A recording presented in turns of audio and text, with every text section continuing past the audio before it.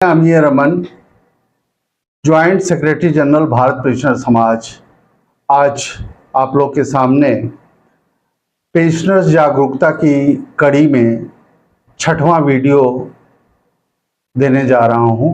यह वीडियो विशेष रूप से 75 प्लस के ऐसे पेंशनर्स को समर्पित है जो रेलवे से ओपीडी की सुविधा नहीं लेते हैं और 1000 रुपीज़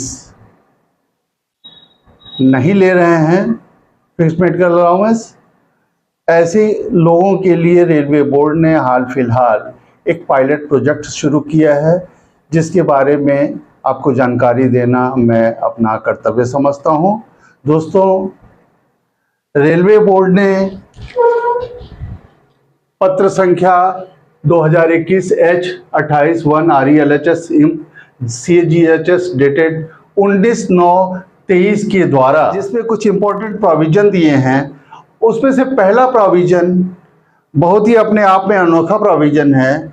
देश में प्राइवेट इम्पैनल्ड रेलवे हॉस्पिटल के जो नेटवर्क है, उस नेटवर्क में बड़े अच्छे अच्छे स्पेशलिस्ट डॉक्टर भी हैं। तो रेलवे बोर्ड ने कहा है कि इस प्रोविजन के तहत आप प्राइवेट इम्पैनल्ड हॉस्पिटल के स्पेशलिस्ट डॉक्टर से बगैर रेलवे से रेफर कराए सीधे ओपीडी का कंसल्टेशन कर सकते हैं। पैसा रेलवे भरेगा।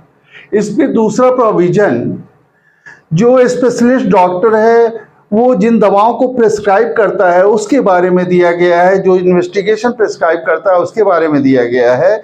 तो सबसे पहले जो इन्वेस्टिगेशन जांच की बात आती है, प्रोसीजर की बात आती है, इसके बारे में रेलवे बोर्ड का ये कहना है कि सीजीएचएस की लिस्ट में जो जांच प्रिस्क्राइब किए गए हैं, अगर उन जांच को स्पेशलिस्ट डॉक्टर लिखता है तो इस पे फर्दर रेलवे के किसी अधिकारी से अनुमोदन की आवश्यकता नहीं होगी, अथराइजेशन आपको नहीं कराना होगा।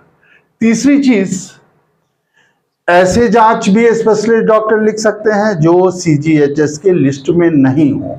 अगर ऐसे जांच को लिखा जाता है तथा सीजीएचएस के लिस्ट में अगर कोई जांच प्रिस्क्राइब किया गया है लेकिन उसकी लागत ओवर 10,000 है, तो ऐसे कंडीशन में ही अप्रूवल की जरूरत होगी। ये इस प्रोविजन की खास विशेषता है।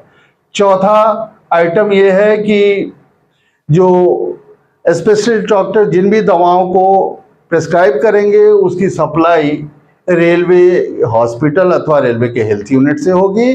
और पांचवा इंफॉर्मेशन प्रोविजन इसमें यह है कि ये जो पायलट प्रोजेक्ट के जो प्रोविजन हैं, ये प्रोविजन किसी भी स्थिति में रेलवे बोर्ड का एक 16/6/21 का बहुत ही इंपॉर्टेंट लेटर है, इसको सुपरसीड नहीं करेगा। आप जानना चाहते होंगे 16/6/21 का लेटर आखिर क्या है।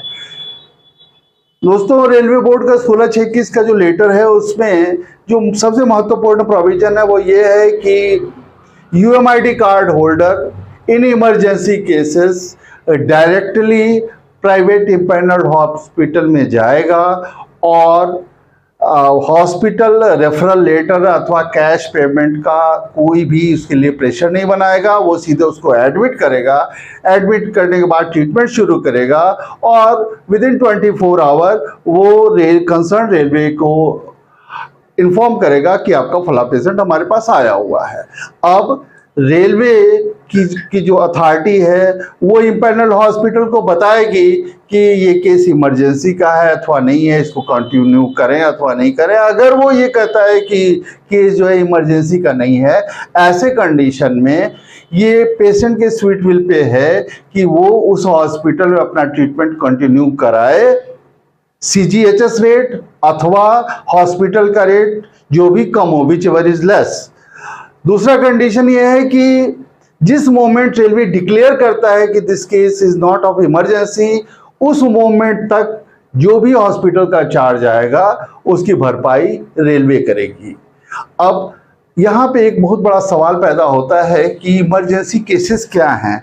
तो इसके लिए 16/6/21 के लेटर के साथ रेलवे बोर्ड ने एक ट्रीटमेंट इन इमरजेंसी का एनेक्जर दिया हुआ है। उस एनेक्जर में हार्ट फेल्योर, कार्डियक अरेस्ट की बात कही गई है, एक्यूट लिम्ब एस्कीमिया की बात कही गई है, cerebrovascular attack, stroke, sudden unconsciousness, head injury, respiratory failure इसकी बात कही गई है, एक्यूट एब्डोमेन पेन की बात कही गई है, road traffic accident, severe haemorrhage due to any cause, acute poisoning, acute renal failure, acute abdomen pain, electric shock और any other life threatening circumstances.